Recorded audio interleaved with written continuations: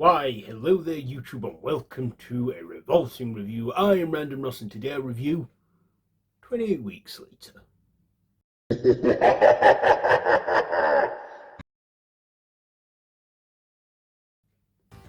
So this is written by Rowan Joff, Juan Carol's Fernando or something, E.L. Lavange, Jesus Olmo, and is directed by Juno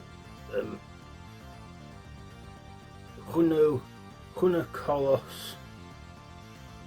Hold on a minute. What's happening? That's it. Juno Carlos, Friends, Dilo. Starring Robert Carlyle, Rose Byrne, Jeremy Renner, Harold Perrineau something, Catherine McCormack, Mackintosh, Muggleton, Imogen Poots, and Idris Elba. So this is a post-apocalyptic horror, which is the sequel to 2002's 28 Days Later, where the rage infection has died out, and 28 weeks later reconstruction begins, where the American forces come in to rebuild Britain, and refugees are brought back to the UK, and two siblings, upon returning to the UK, sneak out the quarantine zone and into their home to get some personal belongings, only to find their mother still alive after being told she was dead. But she's not dead, she's infected but has no symptoms and is a carrier due to her special blood. And her husband, who runs the area that they're in, has access all areas and exposes himself to his wife and becomes infected with the rage virus, only for the horror to get out and start all over again. And then of course the two siblings and two American soldiers have to get to Wembley to be picked up by a helicopter to get out of the country once again, only for 28 weeks later for the infected to get out of the UK and into France, spreading globally. So that's the story there. What did I like about this one? Well, it wasn't on as long as 28 Days Later. It had quite the star-studded cast, including Robert Carlyle and also Jeremy Renner, who is now well known for his role in the Marvel Cinematic Universe. And we got Idris Elba in it, who again is another big actor now and had his time in the MCU. We also see young Imogen Poots in this, so quite the star-studded cast. So I like it has a good cast. And of course, at the time when I saw this, the most recognisable to me was Robert Carlyle from Before Monty. But yeah, I like that there was more action in this one as well. I do like a good action film, and there was some action in this. I also feel it was a bit Americanized too, but it is what it is, and I thought, okay, sure. None of the characters from the previous movie returned, so not Jim or and the other two survivors, Hannah and what's her name now? I forgot. But they're not in it, but are assumed to be alive somewhere. But this is like its own story.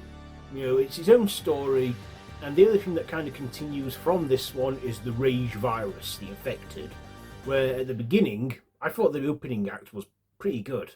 The opening act was good, where we see Robert Carlyle's character Don and his wife taking refuge in a country house with some other people, and they're having food until they take a little boy in, only to find that the infected have followed him, and then it turns to a fight for survival where Don gets away and gets into this military camp where he becomes sort of the caretaker of the facility that they have 28 weeks later when they are starting reconstruction.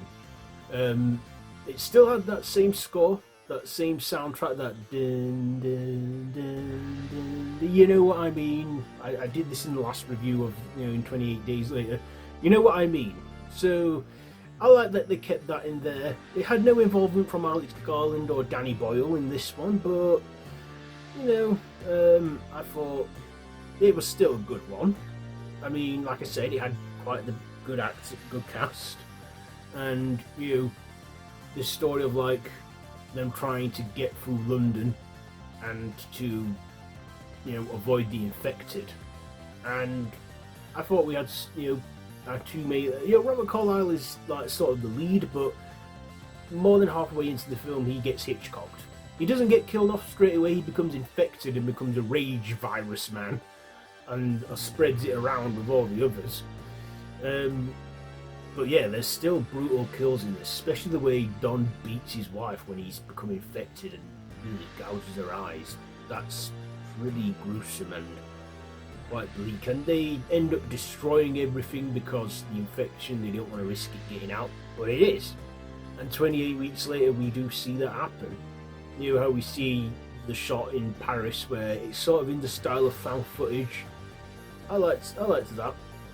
But of course, 28 years later, it must be really intense because they're skipping 28 months later just to get to it. Maybe that'll be for another movie, an interquel or something, I don't know. But yeah, right now we're talking 28 days later. But there were a lot of careless decisions, like why wasn't there secure guards where Don's wife was? Because no one was guarding her, and Don just let himself in, and not knowing that she was a carrier, kissed her and became exposed. I feel there was some dumb decisions made in that. That really bugs me. I'm like thinking, why the hell wasn't there armed cigars or anything?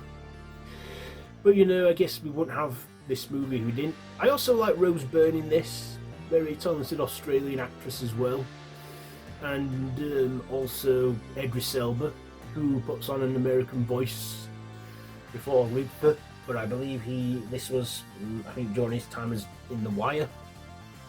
But yeah, 28 weeks later, not as intense or as unsettling as the first movie, but I think a worthy sequel. So yeah, will 28 years later be good? We shall see. But anyway, 28 weeks later, what am I going to rate this one? I'll give it 3 stabs out of 5. It's a watchable film. 3 stabs out of 5 in 28 weeks later. So there you go. There is my review for that one. Have you seen it? Let me know what you think down below in the comments, and if you like this video, be sure to give it a big thumbs up and to share with your friends, and yeah, feel free to subscribe. It's down to you at the end of the day. It just means a lot to me if you did, but like I said, that choice is yours. So until next time, don't have nightmares.